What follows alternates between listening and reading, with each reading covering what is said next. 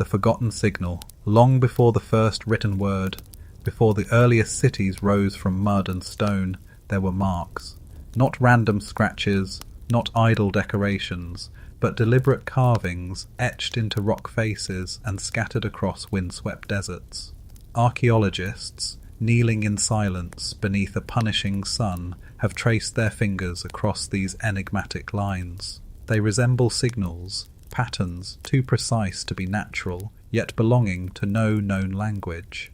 In the cliffs of Saudi Arabia's Al-Ula region, for example, petroglyphs dating back thousands of years depict figures with elongated limbs, eyes far too large, and gestures that seem almost like warnings.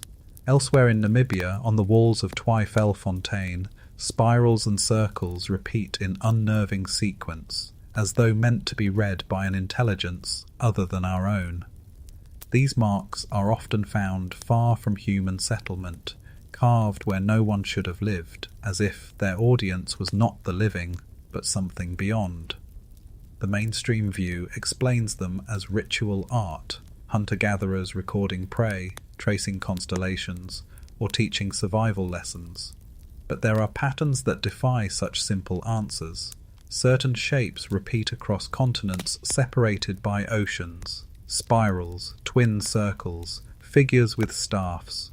How did these motifs travel, unless carried by something deeper than trade? Some scholars argue coincidence. Others whisper of memory older than history, fragments carried through dreams and trance. A more unsettling detail emerges. In multiple sites, these signals appear not at eye level, but high upon cliffs or buried in narrow caves, places requiring extraordinary effort. Why carve in unreachable places? Why preserve messages where no casual traveller could see them?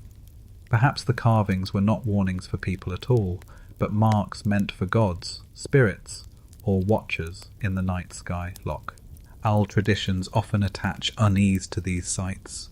Nomads in the Arabian desert speak of stones that whisper when the wind touches the carved lines. In parts of Africa, elders forbid children to linger near the spirals at twilight, claiming the designs are doors, waiting for voices to step through.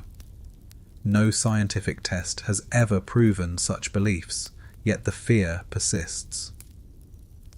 Scholars still debate whether these signals are evidence of early symbolic thought, an ancient code of survival, or something more elusive, humanity's first attempt to communicate with forces beyond itself. If they were meant for gods, those gods remain silent. If they were messages to each other, their language has been utterly lost. And if they were warnings, then we may still be waiting to understand what danger they sought to reveal. The signal lingers in stone, etched in dust and shadow, a voice older than memory, waiting for ears that may never come. The hollow map.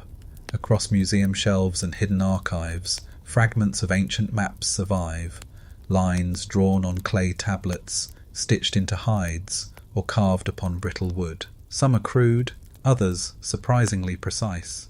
Yet a few bear a mystery that unsettles both historians and dreamers. They chart places that do not exist.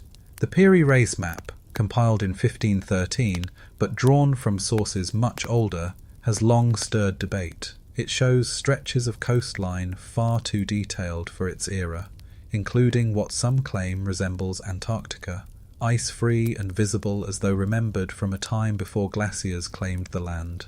Mainstream scholarship insists these shapes are distortions, copying errors from Greek or Arab originals. But the question remains, how could so many inaccuracies form a pattern so hauntingly familiar? Older still are fragments from Babylon and Mesopotamia, clay tablets etched with rivers that flow into seas we cannot identify, mountains sketched with precision yet absent from our world. The so-called Babylonian world map, or Imago Mundi, depicts a circular earth surrounded by cosmic waters. Beyond its edges lie mystery regions, labelled with strange creatures and gods. Were these lands allegory, myth, or memory of realms forgotten?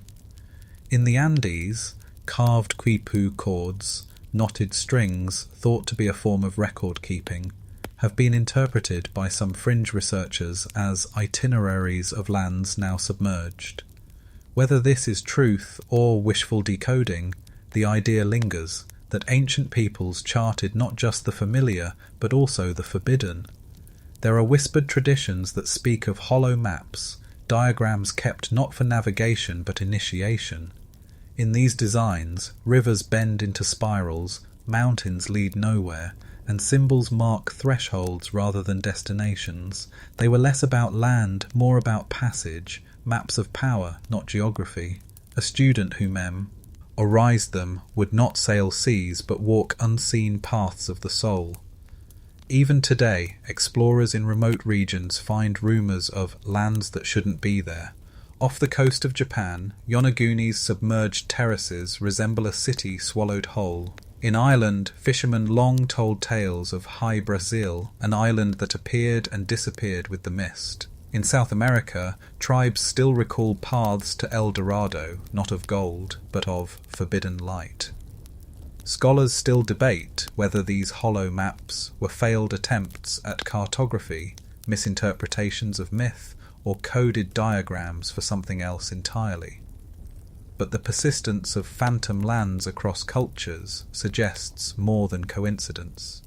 Humanity seems haunted by places it cannot find, compelled to draw what it cannot reach. The hollow map lingers as a riddle, a guide to nowhere, a record of dreams, or perhaps a memory of places that were never meant to be ours. The vanished horizon. In the annals of ancient myth, one theme repeats with unnerving persistence: nights that would not end. Whole horizons swallowed by shadow, suns that refused to rise, and mornings delayed for days or weeks. To the ancients, these were not poetic metaphors, but lived terror, recorded in scripture, legend, and scratched into stone. In Mesopotamia, a fragment from the Enuma Elish hints at an age when the sky turned its face away and no dawn came. In Mesoamerican codices, eclipses were not brief celestial events, but signs of cosmic breakdown, terrifying interruptions of the order between gods and mortals. And in Nordic sagas, there is the prophecy of Fimbul winter, a season of endless cold and darkness heralding the world's end. One explanation is natural catastrophe. Volcanic eruptions, like that of Thera around 1600 BCE, cast ash clouds so dense that daylight dimmed across vast regions. Similar accounts appear after Krakatoa in 1883, when sunsets bled red for months. To early peoples, this was not geology but judgment. They carved omens into temples, desperate to appease unseen forces. Yet some details resist simple answers. In Siberian legends, entire tribes speak of a horizon that vanished overnight. No sun, no stars, only a smothering blackness. The Inuit of the Arctic record sky travelers who stole the light, carrying it away in baskets. Strangely, such myths arise even in lands far from polar night, where darkness should never linger so long.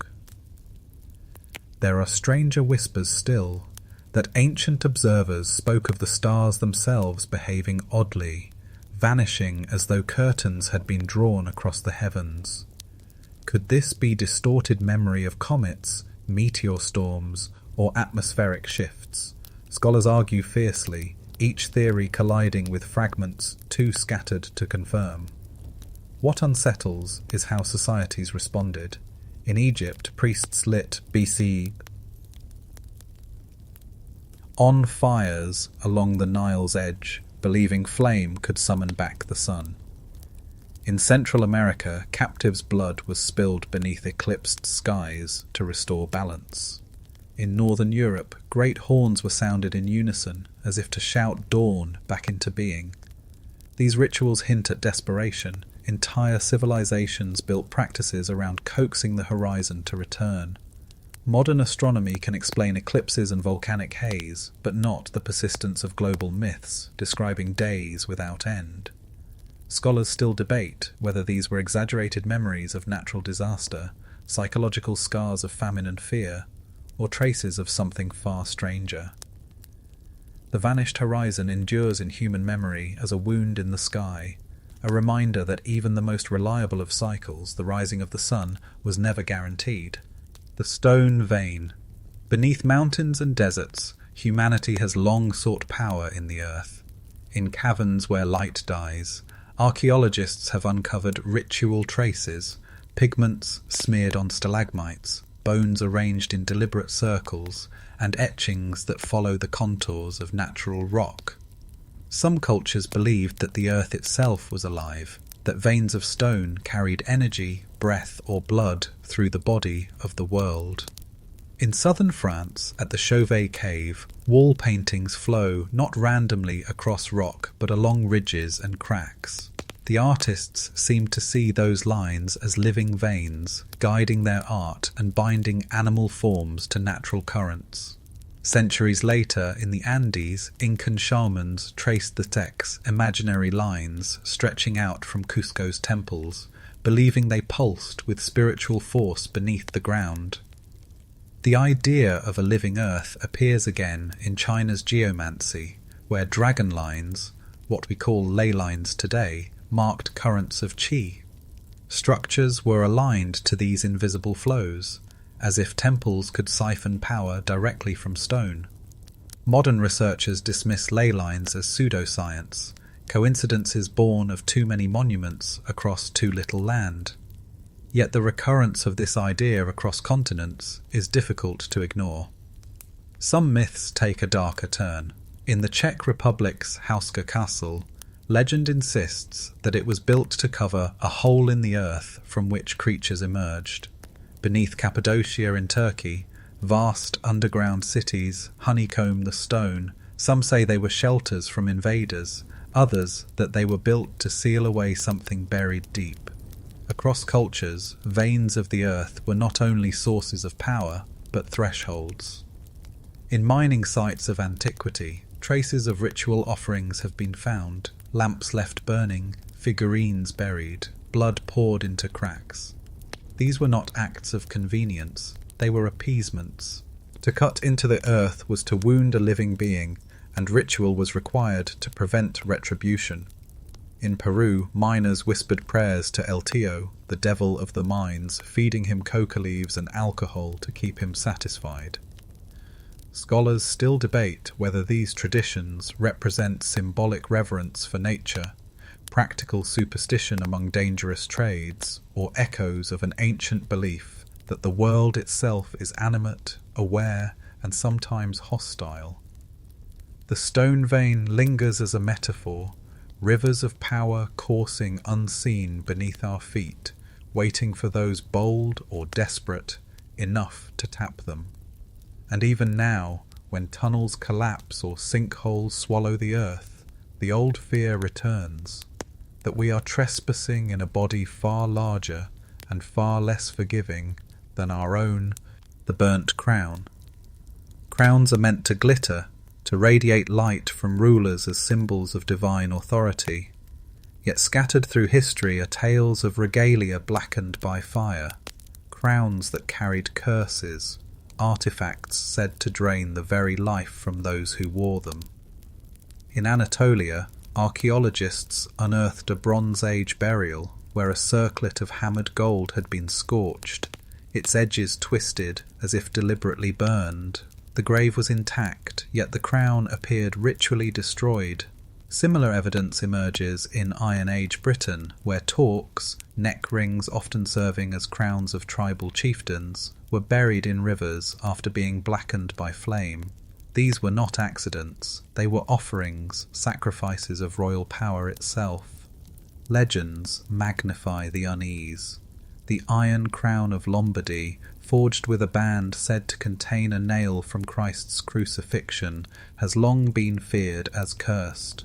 Monarchs who placed it on their heads often met violent ends. Charlemagne's successors, Napoleon's dynasty, each line fractured after wearing the relic.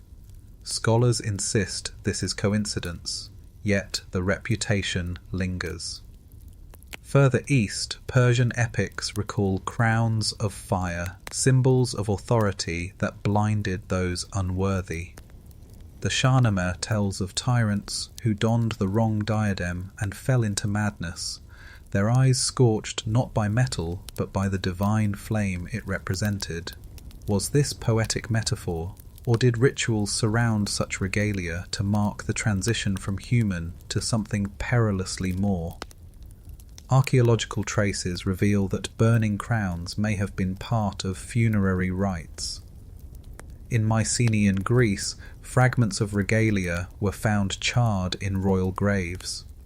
The act could signify purification, a way to return authority to the gods rather than let it linger among the dead. But oral traditions from the same region warn that rulers who wore tainted crowns carried curses into their reigns, doomy, both themselves and their people. The burnt crown is more than a relic, it is a story of fear. Power was never seen as harmless. To lead meant to touch forces larger than human, and those forces could corrupt as easily as they could bless. Perhaps the ritual burning of crowns was not destruction, but containment, an attempt to smother power before it consumed another living head. Scholars still debate whether such artifacts symbolize ritual purification, political theatre, or evidence of genuine belief that objects absorbed the essence of power. What is certain is that across cultures, crowns were not merely symbols, they were burdens, and when they blackened in fire, they became warnings etched into gold and ash. Even now, in museums where burnt diadems are displayed under glass, visitors often remark on their unsettling aura. A crown that once symbolized glory now whispers of ruin, its gleam smothered, its promise extinguished, its story half told. The Sleeping Gate. Beneath hills, mountains, and ruined fortresses, stories abound of sealed portals, doors locked not with bolts of iron, but with ritual and dread. These are the sleeping gates, thresholds said to lead elsewhere, kept closed for centuries because opening them would awaken what should remain silent. In Cappadocia, Turkey, beneath the rock-carved churches and volcanic cliffs, lie vast subterranean cities like Derinkuyu. Descending more than 200 feet, these labyrinths contain sealed stone doors weighing tons, designed to block entire passages. Mainstream scholars argue they were defences against invaders, but locals whisper another version, that the gates were meant to hold things in, not out. For centuries, the doors remained sealed, their mechanisms undisturbed. Far to the west, at Ireland's megalithic tomb of Newgrange, archaeologists discovered a passage aligned to the winter solstice. Once each year, sunlight pierces the inner chamber, awakening a ritual long forgotten. But for the rest of the year, the tomb remains closed, its gate sleeping. Folklore insists that opening such doors at the wrong time invites catastrophe. In India, the Padmanabhaswamy temple in Kerala houses vaults sealed with ancient locks, one of which, Vault B, remains unopened to this day. Legends warn that its doors are guarded by curses and serpents of flame, and that breaking its seal would release disaster. Rational explanations cite politics, wealth, and preservation, yet the unease persists. Why leave treasure untouched for centuries, if not for fear of what lies beyond? The motif surfaces again in medieval Europe, where castles like Huska in the Czech Republic were built not to defend a kingdom, but to cover a hole described as a gate to hell. Its chapel floor conceals the pit, its walls decorated with paintings of creatures half human, half beast. The gate was covered, but never forgotten. These sleeping gates were more than architecture, they were statements. By sealing passages with ritual, by locking away chambers that could easily have been opened, ancient peoples declared that some thresholds were not meant for travel. Some doors lead not to rooms, but to realms. Scholars still debate whether these stories arise from simple superstition, military necessity, or shared archetypes of fear across humanity. Yet the persistence of sealed portals in folklore and archaeology alike suggests something deeper, an ancient consensus that certain doors must never be opened. And so they sleep still, in stone and shadow, their seals unbroken, not because we cannot open them, but because, perhaps, we should not. The Lost Pulse. High on wind-swept moors and deep within ancient valleys, stone monuments rise like frozen guardians. Circles of granite, lines of standing slabs, vast megaliths aligned to sky and season. To archaeologists, they are calendars and gathering places. Yet among folkloric whispers, they are remembered as something stranger, stones that once seemed alive, pulsing with a rhythm felt but not heard. Stonehenge, perhaps the most famous of these circles, is aligned with both solstices. The summer sun rises perfectly between its giant trilithons, casting a shaft of light into its centre. This alignment seems intentional, a cosmic clock written in stone. But medieval stories went further. Chroniclers described the stones as singing on certain nights, vibrating as if resonating with something deep beneath the earth. In Brittany, France, the Karnak stones stretch for miles. Local legends claim they were Roman soldiers turned to stone by a priest's curse. Yet older accounts tell of villagers hearing humming beneath the soil when the wind struck at the right angle. Were these tales poetic exaggerations, or did ancient builders truly sense energy flowing through stone? Modern researchers have studied the acoustic properties of these sites. At Stonehenge, sound behaves in unusual ways, amplifying chants and drums into rolling waves. In Ireland's Newgrange tomb, a single note resonates through its passage like a heartbeat. Some argue this was deliberate engineering, architecture designed not only for sight but for sound to create the impression of life in stone. Fringe theories take it further, suggesting these monuments sit atop ley lines, invisible currents of power threading the earth. While mainstream science dismisses ley lines as coincidence, sensitive instruments have recorded magnetic anomalies near megaliths. Whether natural geology or ancient design, the sensation persists that the stones breathe with the planet itself. In folklore, the pulse was treated with reverence and fear. Shepherds in Wales spoke of hearing the ground thrum before storms. In Cornwall, stones were said to walk at night, repositioning themselves with a rhythm like footsteps. Even today, some visitors report an uncanny sensation at these sites, a pressure in the chest, a vibration underfoot, as if the earth is quietly alive. Scholars still debate whether such experiences are psychological, acoustic, geological, or whether our ancestors, less insulated from the natural world, sensed something we have forgotten. The lost pulse endures as both legend and riddle, a heartbeat in stone, echoing across centuries, reminding us that monuments may not simply mark the earth, they may breathe with it. The ashmouth, where mountains rise and then explode, ancient people saw not geology, but divinity. Volcanoes with their fire, ash and molten rivers were regarded as mouths, gateways, where the earth spoke in flame. They were feared, fed and worshipped, for they were not simply mountains, they were gods with tempers. Mount Etna in Sicily has been active for hundreds of thousands of years. To the Greeks, it was the forge of Hephaestus, god of fire and smithing, where Cyclopes hammered thunderbolts for Zeus. The eruptions were interpreted as sparks from divine labour. Yet locals also told darker tales, that Etna's crater was a mouth to the underworld, a vent where imprisoned giants howled. In Mesoamerica, Popocatépetl, the smoking mountain, was worshipped as both protector and destroyer. Aztec priests climbed its slopes with offerings, casting them into the crater's heat. Records describe human sacrifices thrown into volcanic vents, the bodies offered as appeasement. Whether these accounts are exaggeration or reality, they reveal a pattern. Fire demanded life. The island of Santorini preserves one of the most devastating eruptions in human history, around 1600 BCE. The blast reshaped the Aegean, likely inspiring myths of Atlantis. Yet local tradition remembered the volcano as a living god, its ash cloud the breath of anger. In later centuries, Christian chronicles repeated the association. Ashfall was described as the smoke of hell.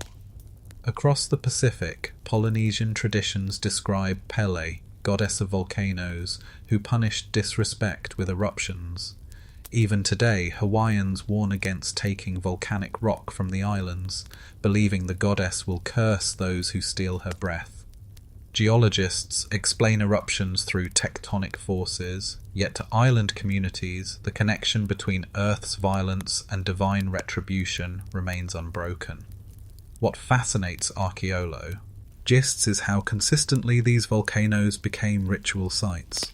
Offerings of food, figurines, and occasionally human remains appear in layers of ash. To the ancients, eruption was not destruction, but dialogue. The earth had opened its mouth, and they answered with sacrifice. Some fringe scholars claim volcanoes were seen not merely as gods, but as gateways, literal entrances to another world. The gases that streamed from craters were thought to carry voices. The fire itself was a veil between realms.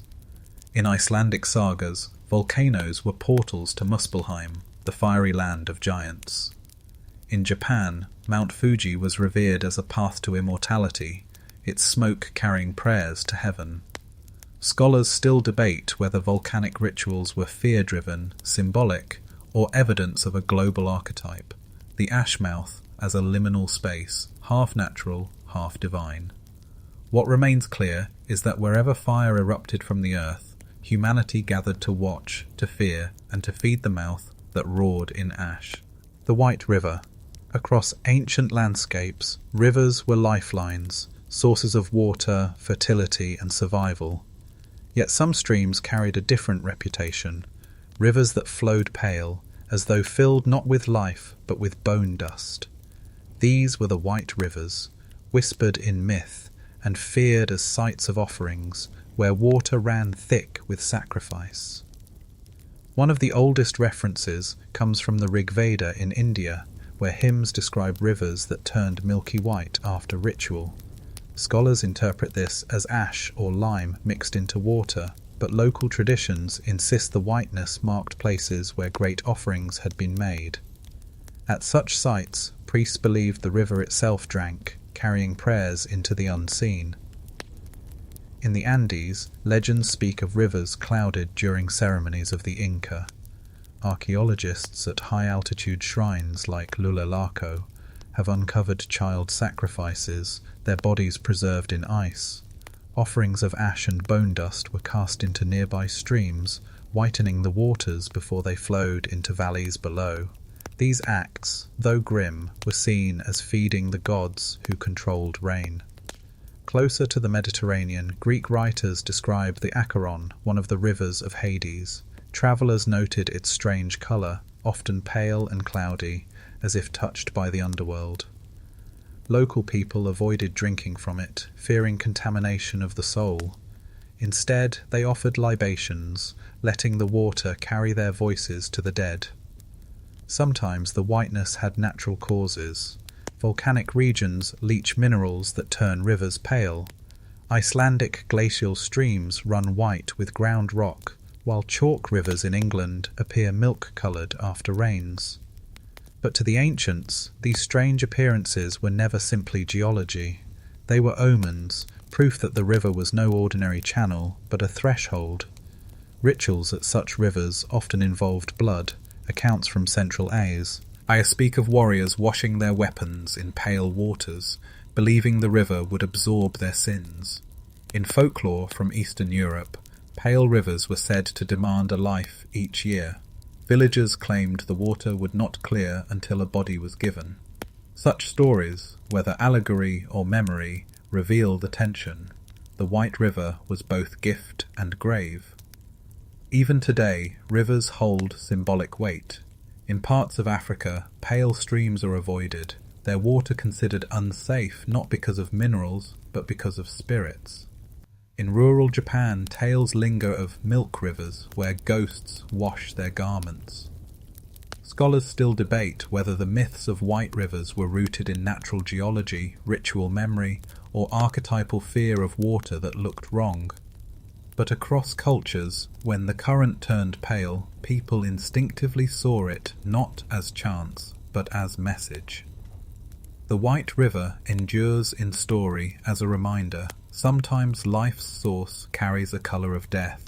The broken masks, across cultures, were never just decoration. They were vessels, faces carved to invite something else to look through the eyes of the wearer.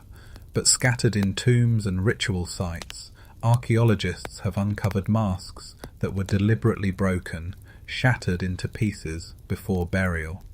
These broken masks hint at a fear older than memory, that once worn, a mask could continue to hold power unless destroyed. In ancient Mexico, obsidian masks were crafted so precisely they gleamed like mirrors. At Teotihuacan, fragments of shattered faces have been found buried beneath temples, their pieces carefully arranged. Why break them? One theory suggests they were killed after ritual, ensuring no spirit lingered in the stone. Another proposes they were too powerful to leave whole, their destruction a final act of containment. Across the Mediterranean, in Mycenaean tombs, golden funerary masks once covered the dead, yet some were found cut, slashed, or hammered flat. Scholars argue this was theft prevention, but myths tell of masks that allowed the dead to whisper. Breaking them may have silenced those voices. African traditions preserve similar fears. In parts of West Africa, ritual masks embody ancestral spirits. Once a ceremony ends, the mask is often hidden or damaged, preventing its force from slipping free at the wrong time.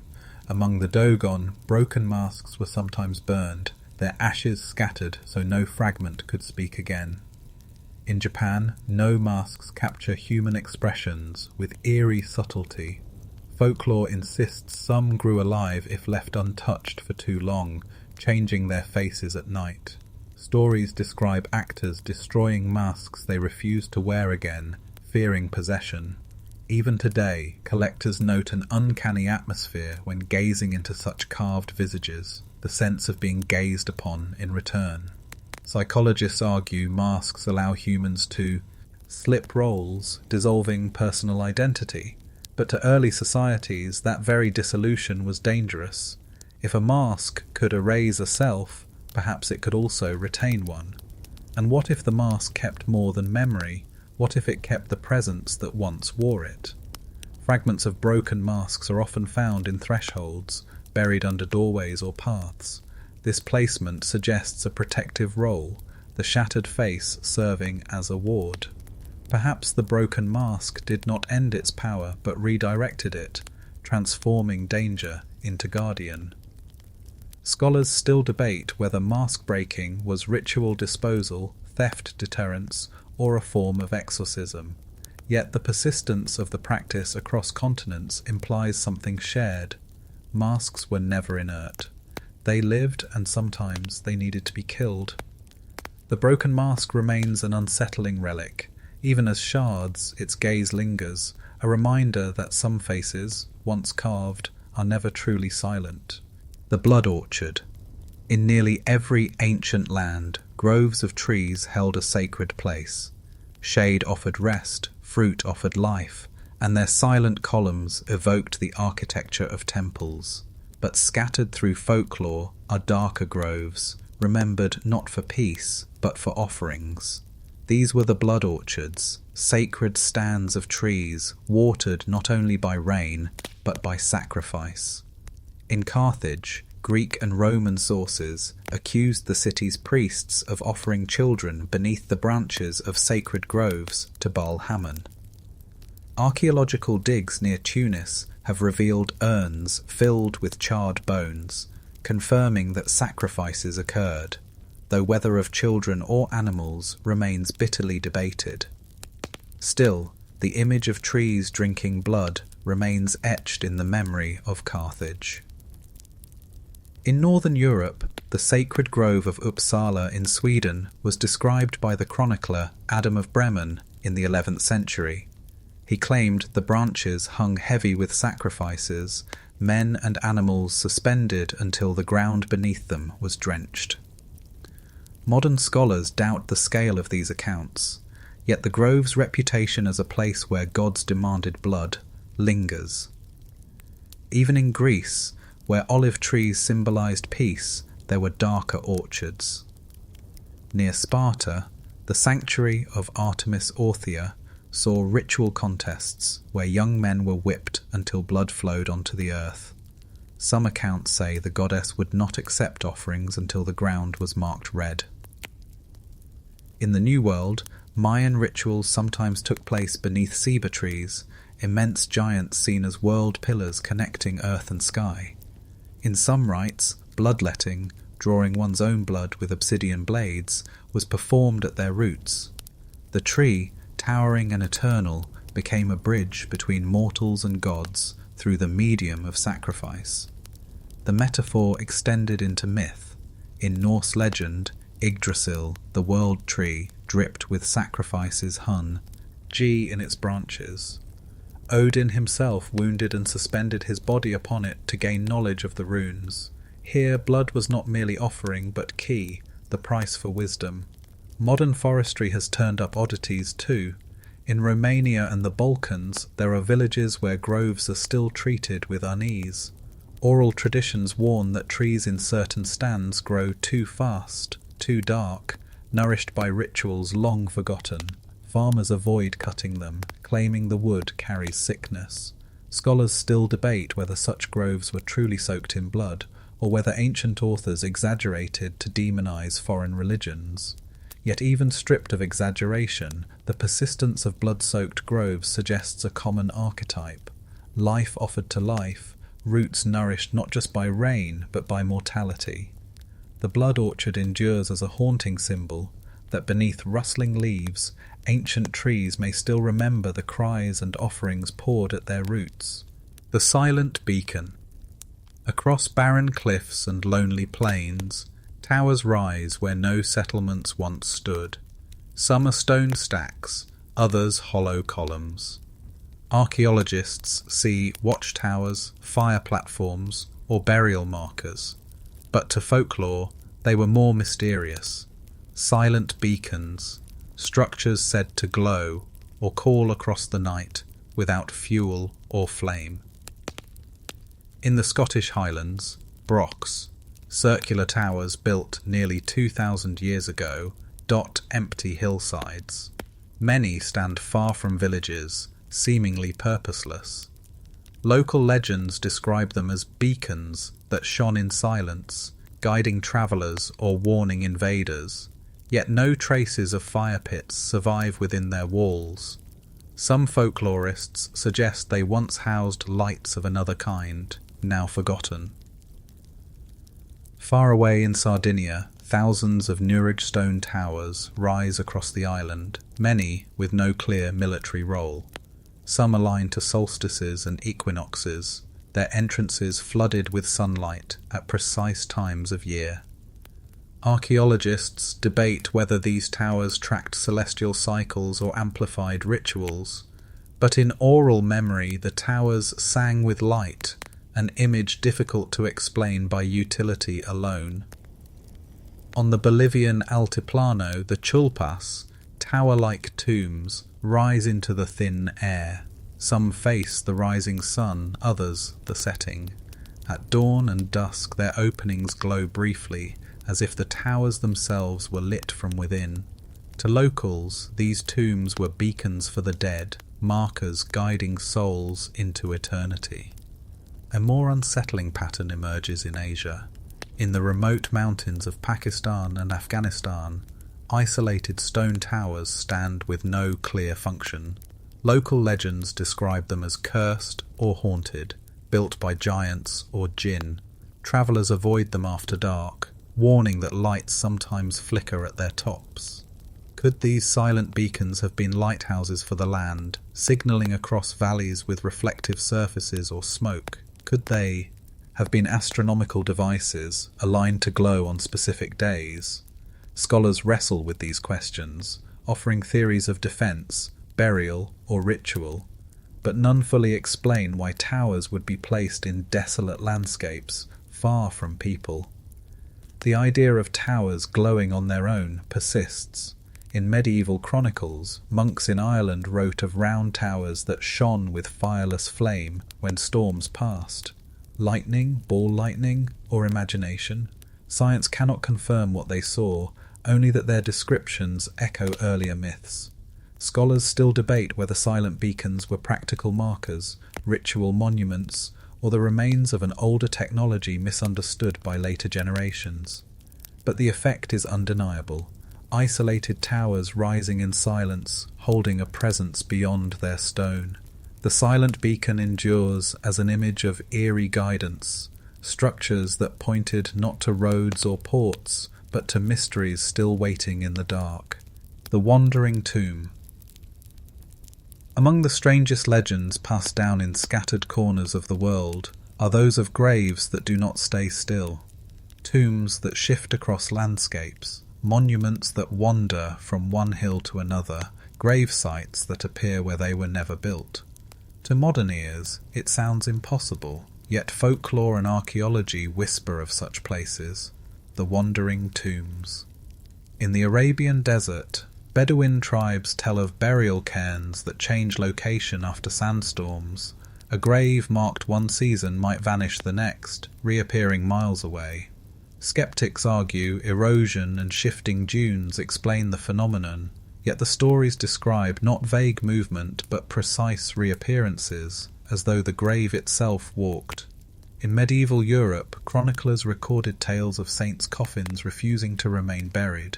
The body of St. Cuthbert, for instance, was said to have been carried across England by monks, because every attempt to settle him was thwarted by miraculous signs. His tomb wandered until it found its rightful resting place at Durham. Such stories are wrapped in piety, but at their core lies the unsettling notion of a grave with its own will. The megalithic dolmens of Korea, giant capstones balanced on smaller rocks, are sometimes called wandering stones. Oral tradition claims they were tombs that shifted to escape desecration, moving overnight when threatened. In Brittany, France, locals once swore dolmens crept toward rivers to drink. Scholars dismiss this as folklore layered upon immovable monuments, but the tales persist. Even in the Americas, native stories speak of restless graves. Among the Navajo, certain burials were avoided, believed to shift or disturb the living. In some Mayan accounts, cenotes, sinkholes used for offerings, were said to open and close unpredictably, swallowing tombs and returning them elsewhere. Archaeologists occasionally uncover burials disturbed not by looters or animals but by unexplained geological forces. Entire cemeteries slide down slopes or collapse into rivers, the dead carried away. In time, the displaced remains resettle, their tombs reconstructed elsewhere. For ancient peoples, such movements could only mean the grave itself had wandered. There is also a symbolic layer. A wandering tomb represented the unquiet dead, a spirit refusing rest. To contain it, societies often built stronger tombs, sealed with curses or bound with ritual. Egyptian pyramids, with their hidden chambers and false passages, may partly reflect fear of wandering spirits escaping confinement. Scholars still debate whether legends of wandering tombs arose from natural disasters, mythologized relic transfers, or psychological unease with the idea of permanence.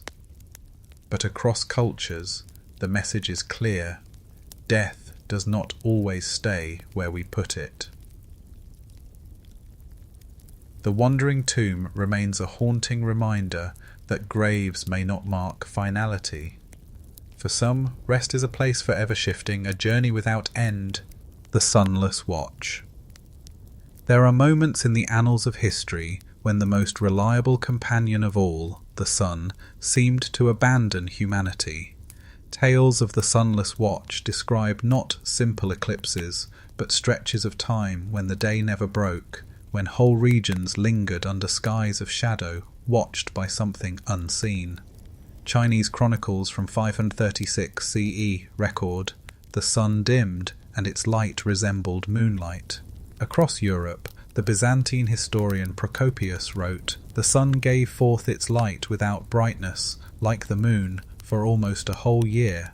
Crop failures, famine, and fear followed.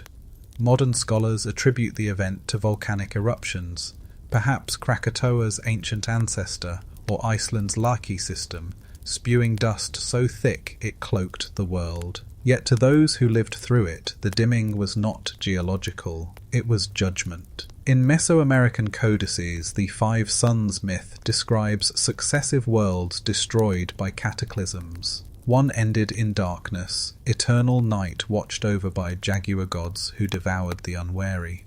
Such imagery resonates with accounts of long nights in other cultures.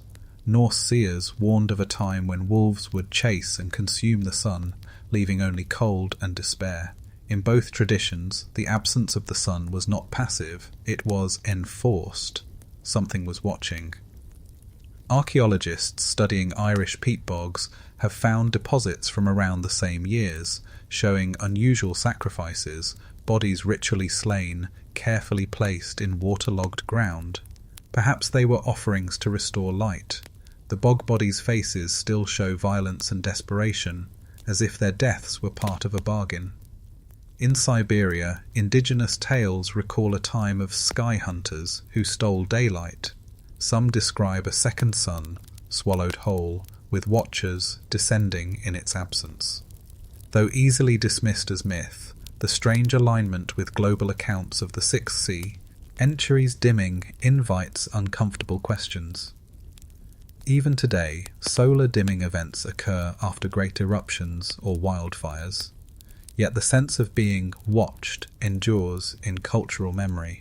To lose the sun, even briefly, is to feel exposed to forces outside human comprehension. For ancient societies, darkness was never empty, it had eyes. Scholars still debate whether the sunless watch is best explained by environmental catastrophe, collective memory of eclipses, or archetypal fear embedded in myth.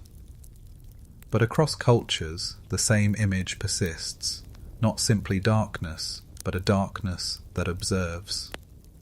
The sunless watch lingers in memory as one of humanity's most primal fears, not that night comes, but that dawn will not. And in that endless twilight, something is always waiting. The red gate, thresholds have always carried weight.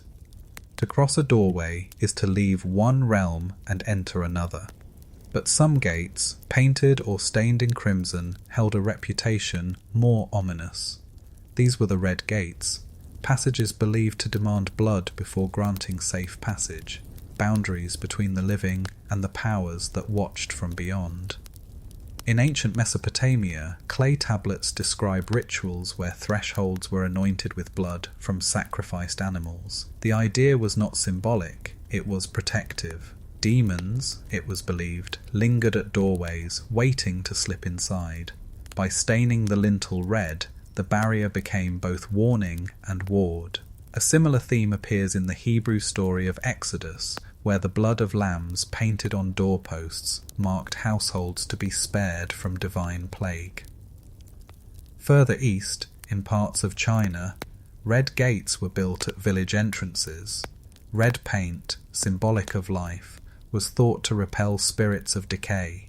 During certain festivals, pigs or chickens were slaughtered and their blood smeared upon the posts. Even now, red remains the auspicious colour of Chinese doorways, though the ritual element has faded. In Central America, Mayan temples were sometimes designed with passageways daubed in red pigment. archaeologists at Copan found traces of cinnabar and hematite, minerals that produced a deep blood-like colour. While scholars argue this was decorative or symbolic of life, local legends say the doors demanded offerings. To pass beneath them was to cross into sacred danger. European folklore echoes the theme in whispers of red doors on witches' cottages or hidden shrines. In some regions, barns were painted red, not merely for protection from weather, but to confuse or repel spirits who sought entry. The doorway marked in crimson was both shield and signpost, enter at risk. But not all red gates were protective. In Japan, the vermilion torii gates leading into Shinto shrines marked sacred thresholds. Yet folklore adds a darker note. Wandering through endless rows of gates could trap a traveller between worlds, never to return. Red here was both sacred path and peril. The symbolism repeats, red as life, as blood, as boundary. Whether drawn in mineral, paint or sacrifice, the colour transformed doorways into more than architecture. They became guardians. Scholars still debate whether the widespread use of red at thresholds was coincidence of pigment availability or a shared archetype of blood as power. What seems clear is that humanity never trusted the spaces between. To move from one side to another required respect, and sometimes a price. The Red Gate remains a haunting emblem of passage. To step beneath it was never just to walk, it was to bargain with whatever lay beyond. The hollow tongue, language is the fabric of memory, the vessel of thought. Yet across scattered myths and fragments of archaeology, there are references to words that unmake rather than create. A hollow tongue, a language spoken not to communicate but to erase. In Mesopotamian incantation tablets, certain phrases are deliberately written in broken form, syllables jumbled or inverted. Scholars interpret this as code, meant to conceal the words from uninitiated eyes, but others suggest the reversals were purposeful.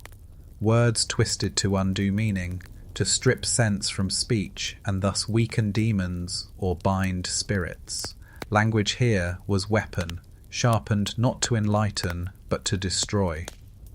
In the Hebrew Kabbalah, there are whispered warnings of the notarikon, words formed from hidden letters whose sound was dangerous if read aloud. Medieval mystics insisted that to mispronounce certain divine names was to collapse the fabric of reality around the speaker. Such stories may exaggerate, but they reveal a belief that the wrong sound could unmake. Among the Dogon of Mali, oral traditions describe a dead language once spoken by priests, where every utterance consumed meaning rather than carried it. Villagers say those who learned it forgot their own names and could no longer recognize their families. Memory itself unravelled beneath the hollow tongue. Asian traditions preserve echoes too. In some esoteric Buddhist texts, mantras are recorded that are never meant to be voiced. They are written as shells, their syllables hollow. Chanting them, monks warned, would open mouths that cannot close. Whether metaphor or real taboo, the warning persists. Language has edges sharper than silence.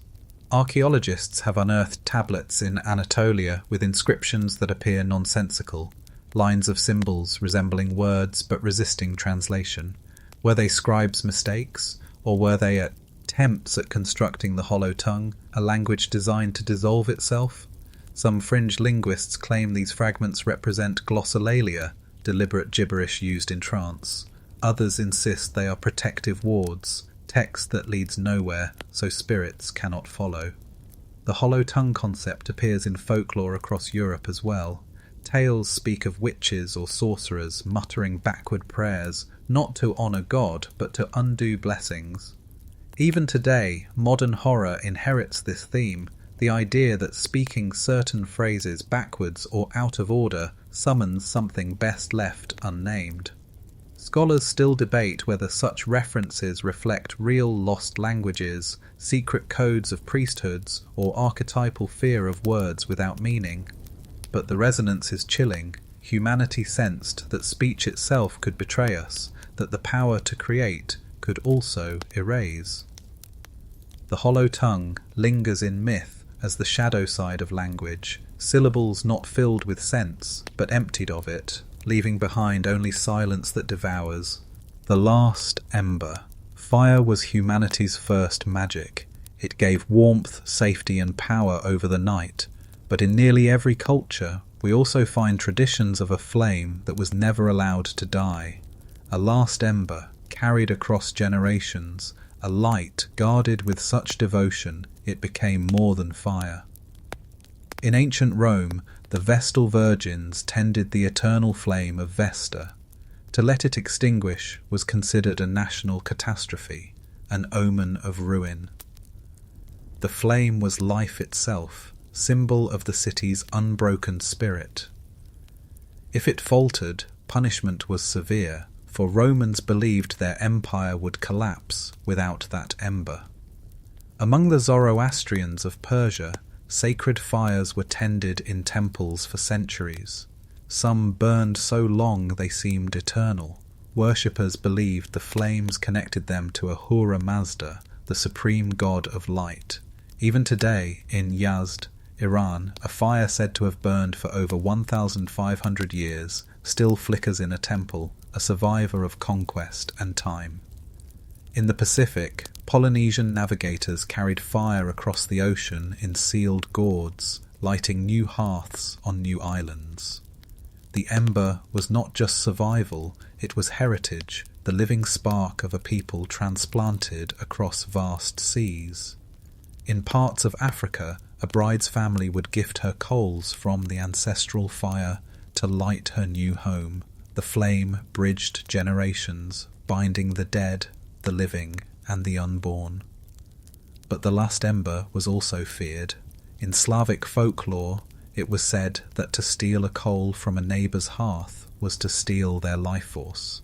In parts of northern Europe, certain fires were extinguished once a year, then relit from a sacred communal spark.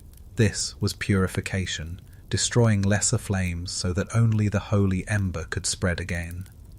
Archaeology occasionally uncovers traces of this devotion. In Neolithic sites, charred remains of hearths are carefully buried, as though the ash itself was sacred. Among the Hopi of North America, ceremonies still preserve embers from sacred fires, their glow said to embody continuity with the first people. Fringe theories suggest that some ancient groups believed fire was a living being, one that could be carried, weakened, or enraged. To guard the last ember was to protect a fragment of divinity. To lose it was not just inconvenience, but cosmic disaster. Scholars still debate whether these unbroken flames were practical symbols of community, or whether ancient people truly believed their survival depended on a single ember. Perhaps both are true. For what could feel more vital than a flame that bridged past and future, whose glow promised the world would endure another day? The last ember endures as humanity's oldest vow, to keep the fire alive because to lose it was to lose ourselves. The copper throne. Throughout ancient civilizations, thrones were more than seats. They were conduits of authority, carved to embody divine power. But scattered across legend are references to thrones not gilded in gold or silver, but forged of copper. Unlike noble metals, copper corrodes, darkens, and carries a strange reputation. The copper throne was said not to empower rulers, but to drain them. In Mesopotamia, inscriptions mention ceremonial seats in temples lined with copper plates. Some scholars suggest they were symbolic of the god Enki, lord of water and wisdom, whose association with copper tied back to the mines of Magan, modern Oman. But legends say those who sat too long upon such thrones aged prematurely, their bodies leached of strength. Egyptian lore whispers of a copper seat hidden in Memphis, said to belong to Osiris himself. When touched, it delivered visions, but also left scars on the skin, as though burned by unseen flame. Archaeologists have never confirmed such an artifact, but temple inscriptions do describe copper as a living metal, one that breathed the essence of gods. In Europe, medieval chroniclers repeated stories of monarchs who inherited red thrones made of copper alloys. Some died suddenly, others descended into madness. Alchemists, fascinated by these tales, argued that copper attracted planetary forces, particularly the influence of Venus. But Venus was a double-edged star, symbol of beauty and love, yet also of temptation and downfall. Farther east, in Indian myth, Yama, the god of death, is said to sit upon a copper throne. From there he judges souls, marking copper not as noble, but as harsh and punitive. Shrines to Yama sometimes feature copper idols, offerings that seem to echo this darker association. Modern science adds another eerie detail. Copper in confined spaces can leach into air and water, poisoning those exposés. Symptoms include weakness, madness, even death. Could some cursed thrones simply have been toxic, their legends born from slow poisoning mistaken for divine punishment? Yet folklore pushes further. In the Balkans, peasants once whispered of draining chairs hidden in ruined castles. Sit in them, and you would feel your heart weaken, your limbs grow cold. The belief spread that such thrones did not bestow power, they stole it, feeding unseen forces. Scholars still debate whether the copper throne was symbolic, a metaphor for the burden of rule, or whether actual artifacts existed, feared and revered in equal measure. What remains is a chilling inversion of royal symbolism, a throne not to elevate but to diminish, not to crown but to consume. The copper throne stands in legend as the seat where power was not gained but surrendered, a reminder that authority often exacts its toll in silence. The drowned circle. Across continents, submerged beneath lakes, rivers and oceans, lie rings of stone that mirror those found on dry land. They are the drowned circles, ritual sites swallowed by water, preserved in silence, their purpose obscured but never forgotten. In the Orkney Islands of Scotland, the Ring of Brodgar stands above ground, but nearby archaeologists discovered another circle buried beneath a loch. Its stones lie hidden, their tops barely visible in clear water. Was it flooded by accident, or was the circle deliberately placed where land and water met? Locals whisper that spirits walk the surface on still nights, returning to their submerged temple. Far away in Japan, off the coast of Yonaguni, divers explore terraces and formations that resemble steps and circles. Some geologists insist these are natural rock shelves shaped by erosion, yet others note tool-like cuts and symmetrical platforms. Could this have been an ancient ceremonial site drowned when seas rose after the Ice Age? The Andes preserve similar mysteries. Lake Titicaca, sacred to the Inca, hides submerged ruins. Expeditions in the early 2000s found stone structures arranged in circular formations, eerily reminiscent of ritual plazas above water. To the Inca, the lake was the birthplace of the sun, a threshold between worlds. Perhaps drowning a circle was not loss, but consecration. In Celtic myth, sacred wells and bogs were places where offerings vanished. Weapons, jewellery, even human remains were consigned to watery graves. The circle, already a symbol of eternity, took on new weight when lowered into water. It became both mirror and grave, a ring preserved in liquid silence. Practical explanations exist. Rising seas after the last ice age drowned countless coastal sites. Circles found today may simply be remnants of ritual centres abandoned as water advanced. But even then, why were so many megaliths deliberately placed at shorelines as though anticipating a union with water? Folklore often ties circles to spirits. In Ireland, fairy rings mark dangerous ground. In Scandinavia, drowned circles were said to be places where the dead gathered, their reflections visible beneath the waves. Fishermen warned against casting nets near such sites, lest they draw up more than fish. Scholars still debate whether submerged circles represent accidents of nature, deliberate sacrifices to water gods, or lost civilizations swallowed whole. The consistency across cultures suggests more than coincidence. Humanity seemed to believe circles and water were kin, both eternal, both thresholds. The drowned circle lingers in imagination not just as an archaeological puzzle, but as a haunting image, stones arranged for ritual, now held in the embrace of water, where time slows, sound dies, and only shadows move. The Black Orchard. Not all orchards were planted for harvest. In scattered myths, we find mention of groves where fruit ripened in perpetual shadow. Gardens feared rather than tended, remembered as offerings to gods who demanded darkness. These were the black orchards, where nourishment turned uncanny, and trees themselves seemed to feed on more than sunlight. Greek legend speaks of the Garden of the Hesperides, a grove of golden apples guarded by nymphs and a dragon. To pluck from it without permission was to invite disaster. While myth paints the fruit as shining, older versions of the story describe the trees themselves as ominous, growing at the world's edge, where the sun barely reached. Later commentators compared their fruit not to gold, but to blood-red globes ripening in shade. In Norse tales, there were orchards where the gods consumed apples to maintain immortality.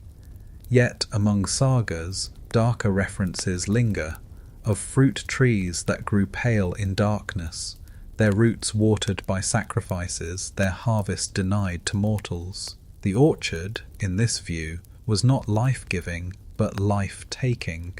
In Central America, Mayan traditions describe sacred groves where cacao grew under careful guard. Archaeological evidence shows cacao beans were often mixed with blood in ritual drinks, giving literal weight to the idea of orchards nourished by sacrifice. Some codices even depict fruit trees sprouting from the bodies of slain captives, an unsettling metaphor for fertility born of death. Across Europe, folklore recalls orchards where no birds sang and fruit fell rotten before being touched. In Romania, such groves were avoided, believed to shelter restless spirits.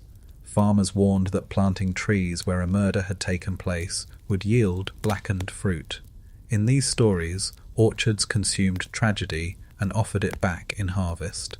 Even in Asia, hints survive. In Chinese myth, the hostly peach trees of Mount Kunlun bore fruit only once every 3,000 years, conferring immortality. But legends say the peaches were dangerous to mortals, their sweetness masking poison. The orchard was eternal, but its gifts fatal. Could such tales reflect real places? Archaeologists have unearthed ancient groves deliberately walled off, their trees left unharvested, accompanied by ritual pits filled with bones or offerings. Were these sanctuaries, or orchards dedicated not to feeding humans, but gods? Scholars still debate whether the Black Orchard is allegory for forbidden knowledge, a memory of sacred agricultural rites, or psychological unease with fertility born from blood. The theme recurs too often to ignore, orchards that thrived, but not for us. The Black Orchard endures as a haunting inversion of life's promise. Where ordinary trees offered sweetness and survival, these gardens gave fruit laced with shadow, tempting, eternal, but never safe to taste. The Veiled Flame. Throughout history, fire has always been public. Torches at city gates, hearths at the centre of homes, bonfires rising at festivals. But there are accounts, scattered across cultures, of hidden fires, flames kept behind stone, tended underground, glimpsed only by initiates. These were the veiled flames, lights concealed not to guide communities, but to guard mysteries. In ancient Persia, Zoroastrian fire temples preserved sacred flames that were never meant to be seen by outsiders. Visitors describe inner sanctums where only priests entered, feeding the fire with ritual precision. The flames were not exposed to the sky, but veiled in chambers, their light believed to connect heaven and earth. Even today, a fire said to have burned for over a millennium glows behind glass in Yazd, preserved like a heartbeat of antiquity. In Rome, the cult of Vesta also kept a hidden flame. The Vestal virgins tended it constantly, but its hearth was enclosed, visible only during rare ceremonies. The fire was the city's soul, guarded by silence. If it died, Rome itself was believed doomed. Farther east, in India, certain tantric sects described the inner fire of rituals performed underground. Archaeological traces of subterranean shrines, their walls blackened by soot, hint that flames were lit in secrecy. Oral traditions add that such fires could not be seen directly. They were shielded behind veils of cloth or smoke, for to gaze on them was to invite madness. In medieval Europe, alchemists sought a veiled fire of their own, the secret flame that transformed matter. Texts describe furnaces hidden within laboratories, flames burning with unnatural colours, fueled by unknown substances. To the uninitiated, these were dangerous experiments. To adepts, they were glimpses of divine light disguised within matter. Folklore, too, remembers veiled flames. In Iceland, legends tell of hidden fires within mountains, only revealed when travellers stumbled upon cracks glowing faintly. In Japan, ghost stories speak of foxfires that flickered behind screens, luring the curious deeper into forests. The flame was always there, but never fully seen. Why veil fire? Some scholars argue it was practical, protecting sacred flames from wind or guarding ritual privacy. Others suggest something deeper, that the hidden fire symbolized truth itself, too powerful to shine freely. To glimpse it was privilege, to misuse it was peril.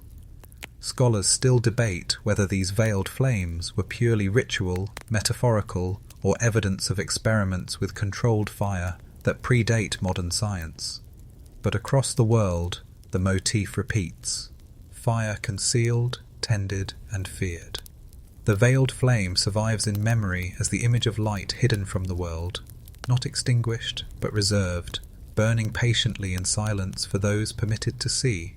The bone bell. Among the oddest artifacts hinted at in legend are bells made not of bronze or iron, but of bone. Fragments discovered in ritual pits, paired with whispered folklore, suggest that such instruments existed, not to summon people, but to call storms, spirits, or gods. These were the bone bells, objects of dread as much as reverence. In Central Asia, nomadic tribes told of shamans who carried rattles and bells strung with human finger bones. When shaken in ceremonies, they were said to mimic thunder, their sound believed to travel into the underworld. Archaeological digs in Siberia have recovered bone fragments drilled with holes, strung together in ways that could indeed have produced a ringing or clattering sound. Closer to the Mediterranean, stories from ancient Greece describe the Corybantes, ecstatic dancers who clashed weapons and rang instruments during their rites.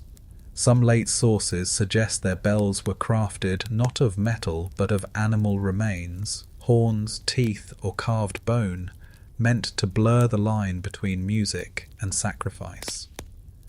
In South America, pre-Columbian graves have yielded curious bone tubes with etched designs. Some scholars classify them as flutes, yet others propose they may have been shaken or struck like bells. Local myths from the Andes mention voices of the dead that echoed through hollowed bone, used in rituals to bring rain. Medieval European folklore also preserves echoes. In remote villages, tales told of church bells falling in battle, then recast in bone by witches. These cursed bells rang with no clapper, yet storms gathered overhead whenever they were heard. While no physical examples survive, the persistence of such myths suggests lingering memory of stranger instruments. There may even be a practical basis. Bone resonates when hollowed and struck. Archaeologists experimenting with carved femurs have found they produce cla, ear tones, different from wood or metal. Imagine an entire ritual circle of such instruments, bells, whose very material was human. The sound would not just echo, it would carry uncanny weight. But bone bells carried taboo. To use them was to bind the living to the dead, to strike music from mortality. In some traditions they were destroyed after ceremonies, ensuring no lingering spirit clung to the sound. In others they were buried in pits, silenced forever beneath the earth. Scholars still debate whether the bone bell is historical reality, symbolic myth, or both. Were these ritual instruments for summoning weather, voices for the ancestors, or just the fearful exaggerations of later storytellers? The bone bell remains a chilling reminder of humanity's instinct to pull sound from anything, even death itself. To ring such a bell was to blur the boundary between flesh and storm, silence and eternity. The silver path. All across the world, ancient peoples carved roads, not merely to travel, but to connect earth with heaven. Some of these routes, aligned with stars and moons, were remembered as the silver paths, roads said to glow under celestial light, leading not just to cities, but to other realms. In Peru, the Inca built the vast Capac Nihan, a network of roads stretching thousands of miles. Certain segments align precisely with solstice points and sacred mountains. At night, under the Andean moon, these high-altitude paths shine pale in the thin air. Archaeologists say the stones reflect light naturally, but local Quechua tradition insists the roads were laid to follow silver veins of the sky, celestial tracks mirrored on the earth. In Britain, the Ridgeway is one of the oldest known pathways, used for over 5,000 years. It connects hill forts, long barrows, and circles like Avebury and Stonehenge. Under moonlight, chalk ridges glow faintly, giving the impression of a luminous track. Folklore remembers it as a spirit road, where the dead travelled by night. China preserves its own celestial road in the spirit ways, leading to imperial tombs. Flanked by statues of animals and guardians, these paths were more than ceremonial. They were seen as conduits for souls, routes along which emperors ascended to the heavens. The polished stones reflected moonlight, turning the procession into a glowing ascent. Indigenous North American traditions also describe shining paths. The Lakota speak of the Spirit Road, mirrored in the Milky Way, along which souls travelled to the afterlife. On Earth, trails aligned with stars were said to guide the living too, merging cosmology with geography. Why silver? Across cultures, silver was tied to the moon, to purity, and to liminality. A silver road was never just physical, it was a boundary where the mundane touched the eternal.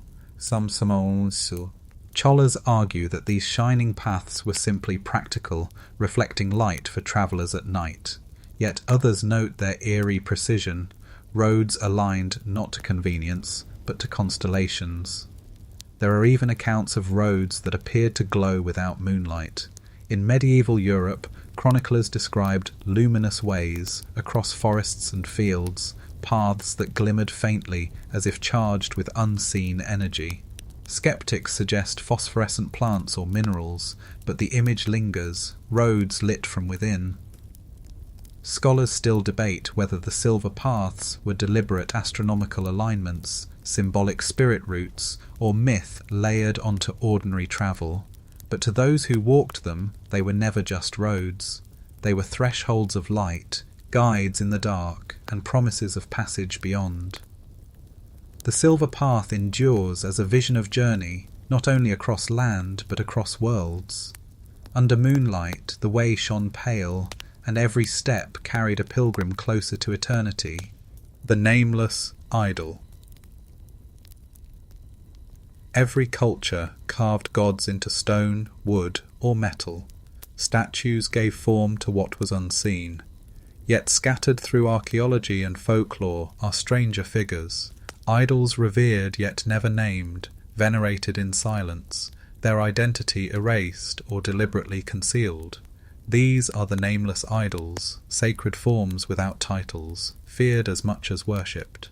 In the Indus Valley, small terracotta figures have been found with eyes exaggerated and bodies stylized. Unlike Mesopotamian or Egyptian deities, they bear no inscriptions, no identifying marks. Were they gods, ancestors, or something else? The absence of names may have been intentional. In many traditions, to name a god was to bind it. To leave it nameless was to preserve its raw, dangerous power. At Göbekli Tepe in modern-day Turkey, massive T-shaped pillars stand carved with animals and abstract symbols. Some archaeologists argue these were the first monumental idols of humankind, yet none bear inscriptions. No names, no texts. The people who built them kept silence, as though the gods themselves resisted language. In Celtic Europe, votive figures recovered from bogs and lakes often have blank faces or crude features. Folklore suggests they represented spirits too dangerous to invoke directly. To speak their names was to draw attention. Instead, offerings were given in silence, the idol serving as placeholder for what should remain unspoken. Even in the Mediterranean, echoes of nameless gods linger. In Greek inscriptions, we find dedications to the unknown god. Paul the Apostle famously refers to such an altar in Athens. The idea that worship might be directed toward an unnamed figure suggests reverence for forces beyond human comprehension. Anthropologists note that nameless idols often appear where societies are in transition. When new gods emerge, older ones lose names but not fear, their statue. These remain, stripped of identity but heavy with unease. These figures often end up buried deliberately, sealed in pits as though dangerous to leave exposed. Superstition surrounding nameless figures continues. In Eastern Europe, peasants once hid faceless dolls in homes to protect against misfortune. They were not to be named, not even to be called idols. They were simply she or it. Some believed they listened, others feared they demanded silence. Scholars still debate whether the nameless idol represents forgotten deities, deliberately suppressed cults, or an archetype of mystery itself. The absence of identity may have been more terrifying than any name, an acknowledgement that some forces could never be safely defined. The nameless idol endures in both artifact and imagination. Faceless, wordless, unclaimed, it stands as a reminder that sometimes reverence is born not of knowledge, but of silence, and that the most powerful gods are those we dare not name. The shadow ledger. Throughout history, ledgers have preserved trade, taxes, and debts. But among certain cultures, whispers persist of records kept not for merchants, but for gods, books of offerings, sacrifices, and lives owed. These are the shadow ledgers, accounts of debts written in blood and ritual, where the balance was not of coin, but of existence. In Mesopotamia, temple archives recorded not only grain and silver, but also gifts to the gods. Clay tablets detail offerings of animals, wine, incense, each carefully noted as if divinities were creditors demanding payment. Some texts include chilling references to unpaid balances after bad harvests, hinting that more costly offerings, perhaps even human lives, were expected when lesser gifts failed. Egyptian papyri, too, contain curious accounts. Priests documented not just ceremonies, but the precise number of candles, bread loaves, and libations poured to the gods each day. Some lists read like ledgers, balancing ritual accounts. Was this bureaucracy, or an attempt to manage a divine economy?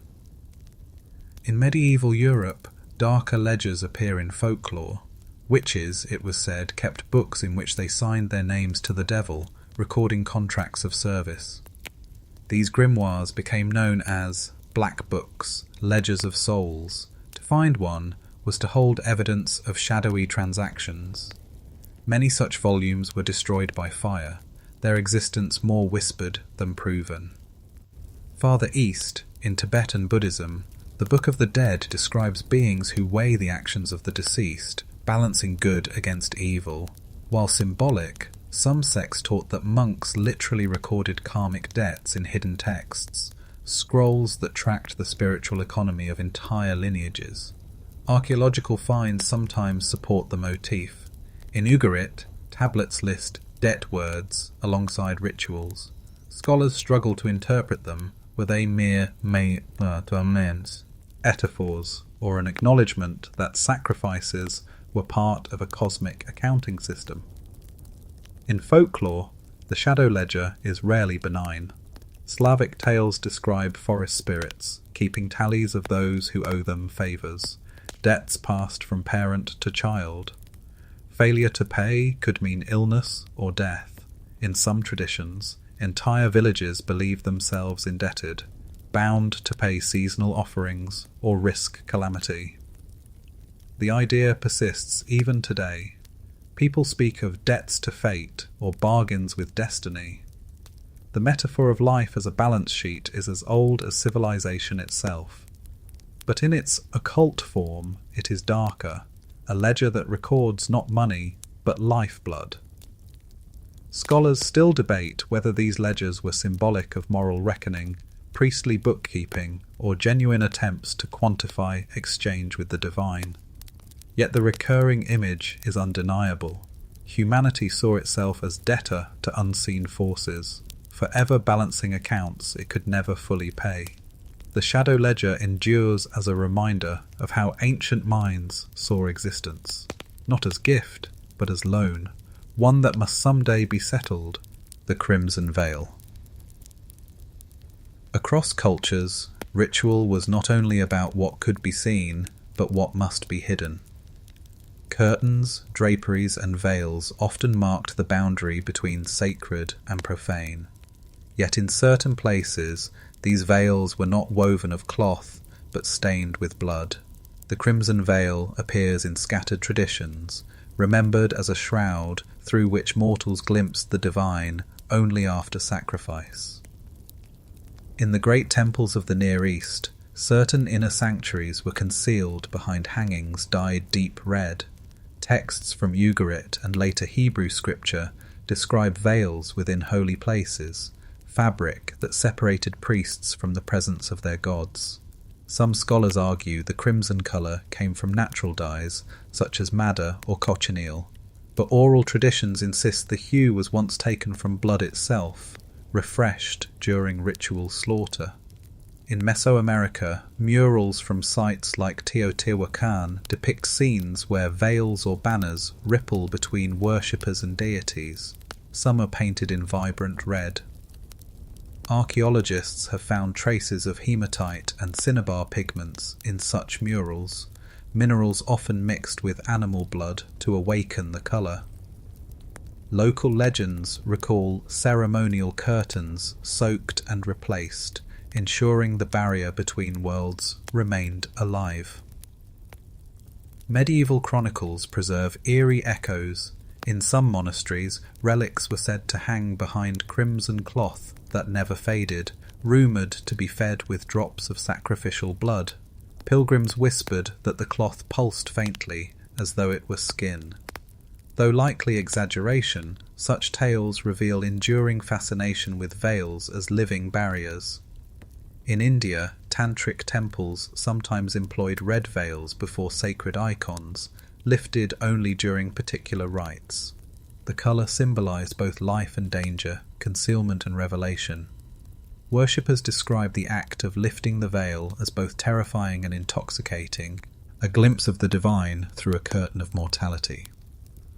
The metaphor of the crimson veil runs deeper. In folklore, it represents the thin fabric between the living and the dead. In Eastern Europe, village storytellers claimed certain witches wove veils from threads dipped in sacrificial blood. To look through such a veil was to see spirits walking alongside men. Why blood? To the ancients, blood was vitality, essence, and price. A veil marked in crimson was not simply dyed, It was consecrated, infused with what mortals offered most dearly. To pass beneath it was to pass through sacrifice itself. Scholars still debate whether the crimson veil was literal, fabric stained with ritual blood, or symbolic, a myth of barriers and thresholds. But the persistence of red curtains in temples, tombs, and stories suggests a shared archetype, that holiness must be veiled, and the price of vision is life itself. The crimson veil endures as both warning and invitation, a reminder that revelation comes not in clear sight, but through shrouds coloured by blood and silence. The frozen mouth.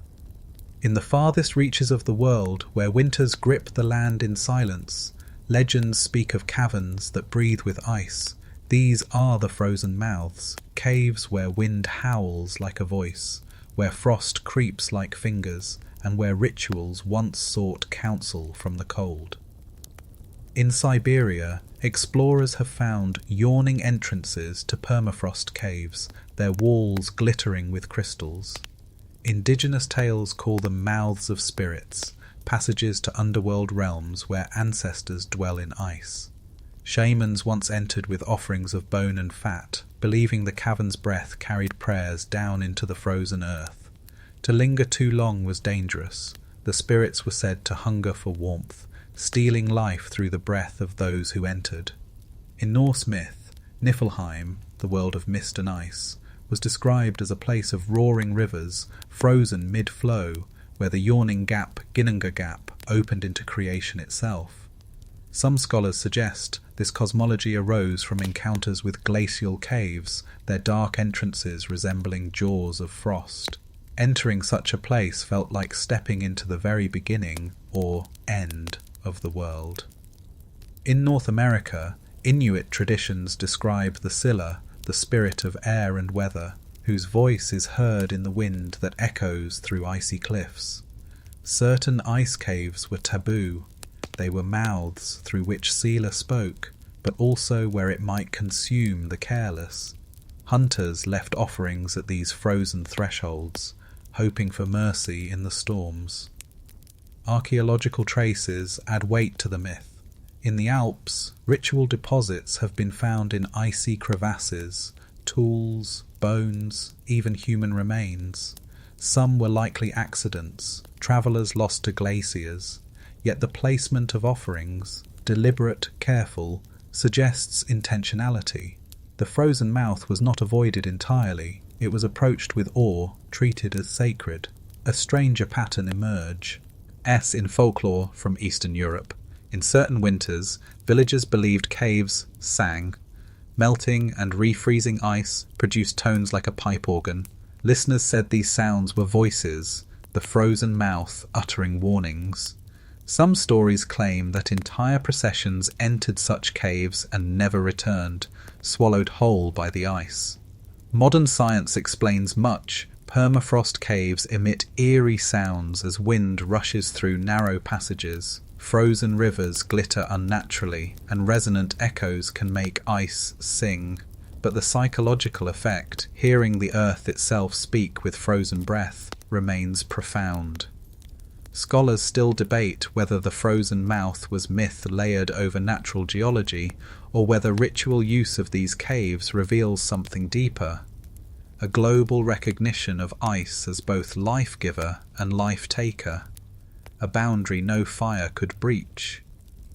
The frozen mouth endures as an image of awe, a place where warmth falters, where silence sharpens, and where the earth itself seems to whisper through teeth of ice. The glass horizon. Among the strangest descriptions left by ancient writers are those of landscapes that shimmered like crystal, lands so brittle they were said to shatter when touched. These were remembered as the glass horizons, thresholds where earth and sky blurred into brittle mirrors, realms of awe and dread. In the Arabian desert, medieval travellers spoke of the sea of glass, an expanse where the ground gleamed as if paved in mirrors. Some accounts describe shattered fragments stretching for miles, sharp enough to slice bare feet. Modern geologists point to fields of desert glass, such as those found in Libya, formed by ancient meteor strikes that melted sand into sheets of translucent stone. Yet, to those who walked there centuries ago, the horizon itself seemed frozen in glass. The Book of Revelation describes a sea of glass, clear as crystal, before the throne of heaven, a divine horizon separating mortal from eternal. Some scholars interpret this as metaphor, but others note how similar it sounds to real desert glass fields, as if natural wonders inspired apocalyptic imagery. In the Andes, myths tell of a shining plateau high in the mountains where the ground reflected the sky. Travelers who reached it reported visions. Some claimed to see their ancestors, others gods. Archaeologists studying Incan ritual routes note that salt flats like Salar de Uyuni, which mirror the heavens after rain, may have inspired such tales. A horizon that reflects eternity can easily be mistaken for another world. In Asia, stories circulate of frozen lakes used as ritual sites. In Siberia, shamans believed the ice sheet of Lake Baikal was a mirror between realms. To step onto its flawless surface at night was to walk between worlds. Offerings were cast into cracks that gleamed like glass veins, feeding the spirits below. Folklore adds its darker edge. In Persia, oral traditions speak of armies lost on the brittle plain, where the horizon shattered like glass beneath them. In Celtic lore, the other world could be reached by crossing a glass bridge so fragile that only the worthy could pass. The imagery repeats: glass as barrier, glass as test, glass as threshold. Modern science explains much of this. Meteor impacts, salt flats, volcanic glass, and frozen lakes all create landscapes that glimmer with otherworldly sheen.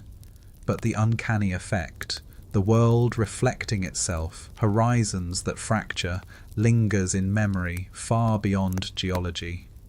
Scholars still debate whether the glass horizon was metaphor, myth, or memory of real, shimmering landscapes. But the symbolism is powerful. Glass is fragile, yet eternal. It reflects, yet conceals. It invites, yet cuts. The glass horizon remains a haunting reminder of places where Earth seemed too perfect, too brittle, too unreal, thresholds that dared humanity to step forward, knowing one wrong move might shatter the world beneath their feet. The black hourglass. Time is usually measured by sun, moon, and shadow, yet in scattered myths and occult traditions there appears a darker instrument, an hourglass filled not with sand but with ash. Known as the black hourglass, it marked not hours of life but the passage into death. In medieval Europe, grim depictions of death often showed him carrying an hourglass, its sands running low, but rare manuscripts describe an alternative, an hourglass of black dust, a tool that counted not time itself, but sins. Some alchemists claimed it was filled with the ashes of burned texts or sacrificed remains, and when turned, it measured how long a soul had left before judgment. Earlier echoes may be found in Mesopotamia. Clay tablets describe ritual vessels inverted during ceremonies, where falling ash signified offerings consumed by the gods. The Babylonians timed sacrifices by ashfall, believing each flake carried prayers skyward. Archaeologists have unearthed bowls coated in soot near temple altars, their strange symmetry suggesting they functioned as timers long before sand was chosen. In the Norse sagas, the Norns, fates who wove human destiny, were said to measure time not in weaving alone, but in dark grains. Poets describe them turning a vessel filled with black snow, its trickle foretelling doom. Whether metaphor or memory, the imagery echoes the same unsettling device, time marked by decay. Legends of the black hourglass also appear in occult grimoires of the Renaissance. Witches were accused of keeping small glass vials filled with ash. These hourglasses supposedly counted down a victim's life, 1 grain for each heartbeat stolen. Though likely exaggeration by inquisitors, such stories reveal the association between ash, time, and mortality. Natural explanations may underlie some myths. Volcanic ash, when falling steadily, can mimic the appearance of an hourglass emptying itself. In Iceland, chronicles describe ash-darkened skies where time itself felt broken, days blurred into night. Such events may have seeded the idea of measuring existence with ash, yet the symbolic meaning persists. Sand represents continuity, renewal, cycles. Ash, by contrast, represents finality. Once something becomes ash, it cannot be restored. To watch an hourglass of ash empty is to watch life reduced to residue. Scholars still debate whether the black hourglass was ever a physical object, a poetic invention, or a purely symbolic image used to frighten. But across cultures, the theme is clear. Time is not always golden or neutral. Sometimes it is blackened, burned, and irreversible. The black hourglass endures in imagination as the darkest clock, a vessel that measures not how long we live, but how quickly we vanish. The forgotten orchard. Across valleys and plateaus, archaeologists occasionally uncover rows of planting pits, remnants of orchards long vanished, yet local folklore often casts these abandoned groves in eerie light. They are remembered as the forgotten orchards, fields where fruit once grew but never rotted, where trees withered suddenly, and where the soil itself seemed uneasy. In the Levant, early texts mention sacred gardens planted for gods, their trees never harvested by mortals. Excavations near ancient Ugarit have revealed aligned pits suggesting intentional planting. No surviving trunks remain, but soil samples show unusual concentrations of pollen, pomegranates, olives, figs. Some scholars argue these were ritual orchards, offerings for the divine. Later, folklore described them as cursed, trees heavy with fruit that no one dared touch. Greek myth preserves the tale of orchards dedicated to Persephone, queen of the underworld. These groves bore fruit that looked luscious, but brought only hunger. Hades was said to plant them in secret fields, where shade lingered unnaturally. Travellers who stumbled into such orchards reported silence so thick that even birds refused to sing. In the Americas, oral traditions recall ghost orchards, groves where fruit would fall unspoiled and remain intact for seasons. In some stories, warriors believed eating from them would bind their souls to the battlefield forever. Archaeologists studying pre-Columbian ritual sites in Central America have indeed found remains of fruit pits clustered in ceremonial contexts, buried intentionally rather than discarded. European folklore also abounds with eerie orchards. In Wales, villages warned against entering groves that appeared suddenly, their blossoms bright in moonlight. To taste their apples was to vanish, never returning to the human world. In Eastern Europe, such orchards were linker to revenants, fields where the dead planted trees to lure the living. Some forgotten orchards may have natural origins. Abandoned groves can produce strange phenomena, fruit falling but not decomposing quickly in arid climates, trees bearing unevenly, blossoms out of season. To ancient minds, these anomalies marked such orchards as unnatural. But there is also ritual evidence. In certain Slavic traditions, newly dead were sometimes given an orchard, saplings planted on their graves. These orchards were never harvested. Instead, they were left to grow wild, serving as offerings for spirits. Over centuries, when such groves withered, they left behind haunting memories of trees that no one dared touch.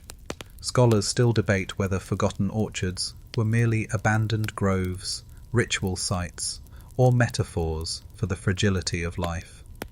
But across cultures, the image persists. fruit that tempts yet cannot be eaten, soil that grows but does not nourish. The forgotten orchard endures in story as a place of unsettling fertility, a garden that remembers what we have forgotten and waits in silence for those who wander too close. The iron circle rings have always held symbolic power, circles that protect, bind, and mark boundaries. But scattered through archaeology and folklore are accounts of vast rings forged not of stone or rope, but of iron, great circles said to restrain what could not be seen. These were the iron circles, wards of metal hammered against the darkness.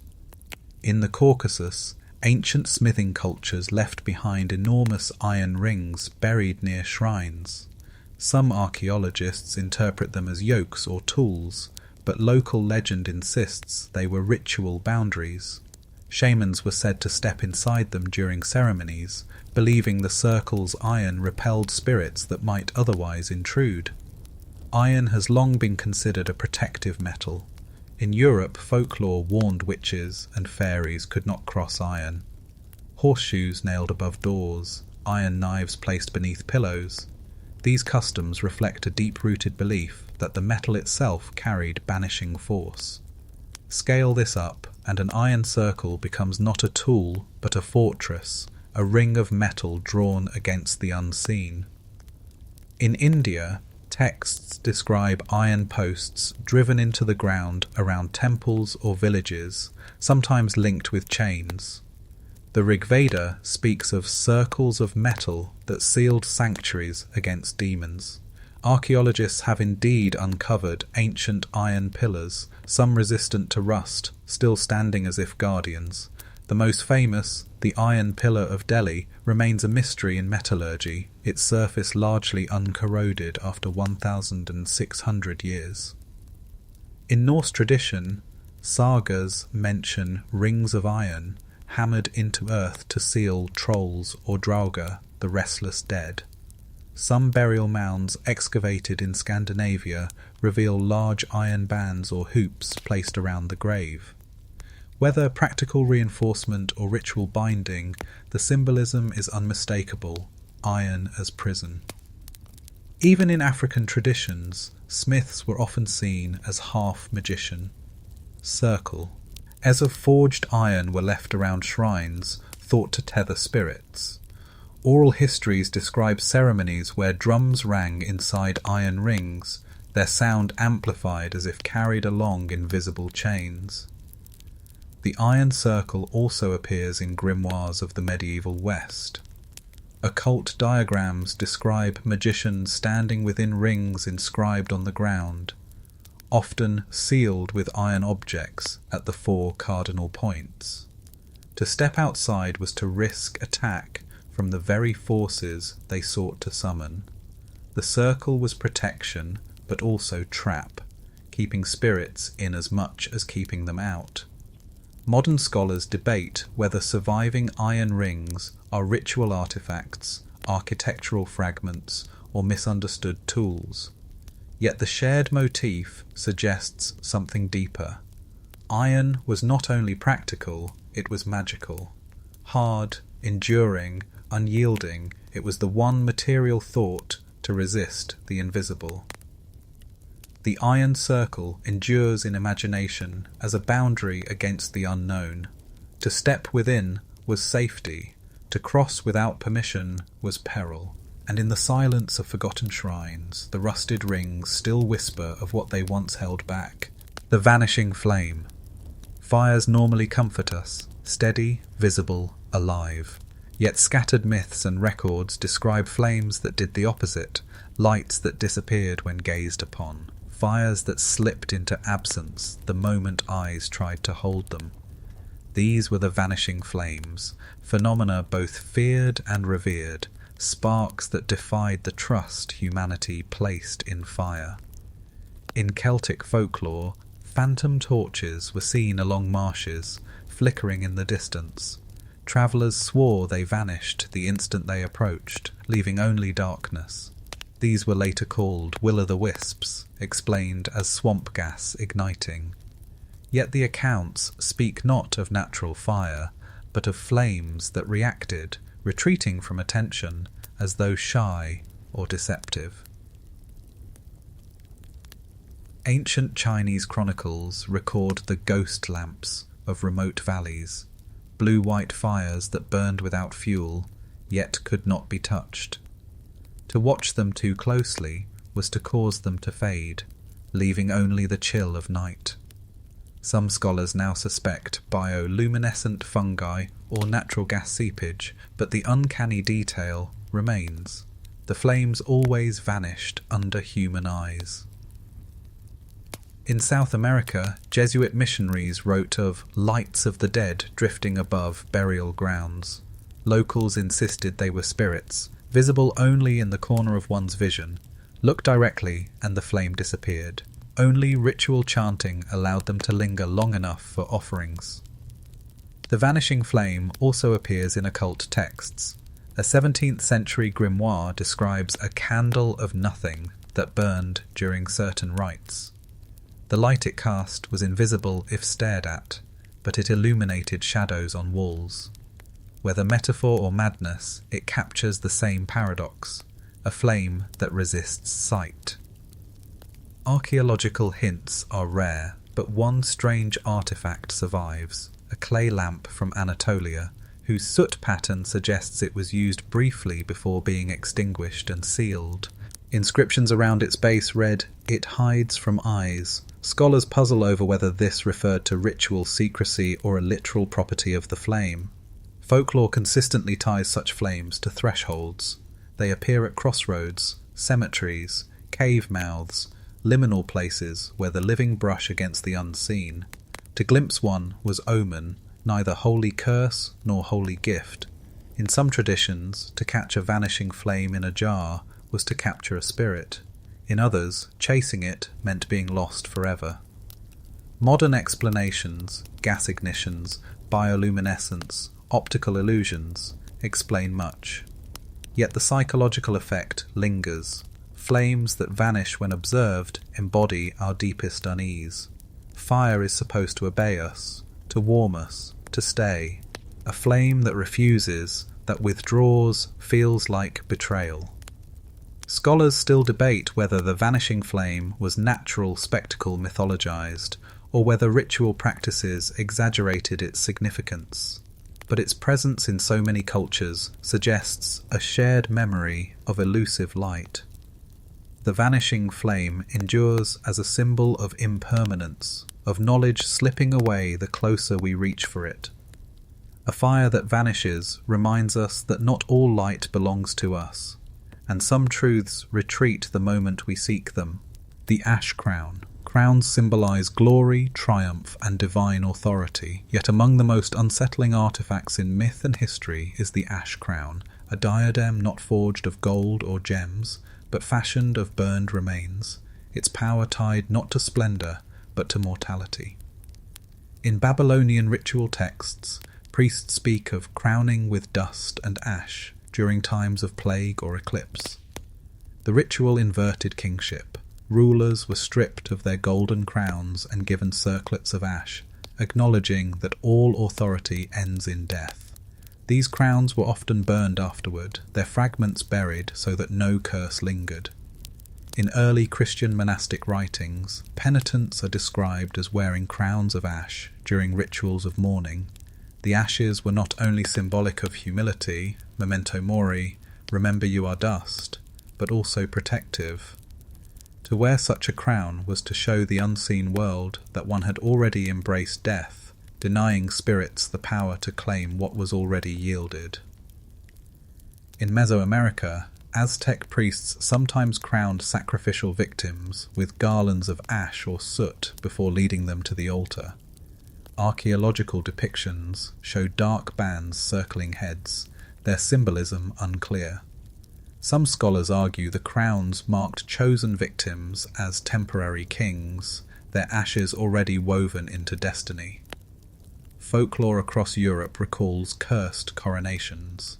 In Brittany, tales told of chieftains who placed burnt wreaths upon their heads to seal pacts with otherworldly forces. In Slavic traditions, a crown of ash could summon storms or curses, but at the cost of the wearer's life within a year.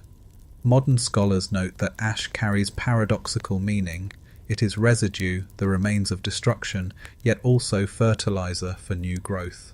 An ash crown embodies both ruin and renewal. To wear it is to reign for a moment over mortality, but also to be marked by it. Some archaeologists argue the ash crowns, described in texts, were metaphorical, not literal objects. Others point to burial remains where headbands of burned plant matter encircle skulls, suggesting the practice was real. In either case, the symbolism is clear. Unlike golden crowns meant to dazzle, ash crowns reminded rulers and priests that authority was temporary, and that power was always shadowed by death. The ash crown thus concludes the long thread of occult relics and rituals, a symbol of the burden of rule, the fragility of life, and the eternal fascination with what lingers after flame. Scholars still debate whether the ash crown was ever worn in ceremony or only imagined in story. Yet the image endures, a diadem not of jewels but of dust, resting on the brow of those who dared to confront the truth of mortality. The ash crown survives as the final emblem of haunted history, kingship reduced to cinders, majesty consumed, and glory turned to silence.